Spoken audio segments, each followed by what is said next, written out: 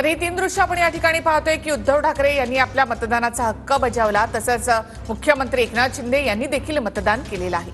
तर मुख्यमंत्री एकनाथ शिंदे यांनी सकाळच्या सुमारासच सहकुटुंब मतदानाचा हक्क बजावलेला आहे। त्यानंतर उद्धव ठाकरे हे देखील सहकुटुंब मतदान केंद्रावर दाखल झाले। अगदी रांगेत उभे राहत उद्धव ठाकरे त्याचबरोबर त्यांच्या कुटुंबियांनी मतदान केलं। तर बालमोहन विद्या मंदिर या ठिकाणी मनसे अध्यक्ष राज ठाकरे यांनी देखील सहकुटुंब मतदानाचा हक्क बजावला।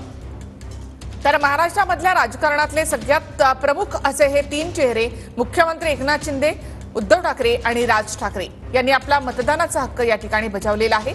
तर लोकशाही वाचवण्यासाठी, संविधान वाचवण्यासाठी मतदार मतदान करतील असा विश्वास उद्धव ठाकरे यांनी व्यक्त केलेला आहे। वज्रमुठ त्यांनी या ठिकाणी दाखवलेली आहे। तर राज ठाकरे यांनी देखील मतदानाचा हक्क बजावला असून तरुण तरुणी मोठ्या प्रमाणात मतदान करतील अशी अपेक्षा त्यांनी व्यक्त केली आहे। आणि महाराष्ट्रातील यंदाची लोकसभा निवडणूक ही अतिशय वेगळी आणि महत्त्वपूर्ण आहे।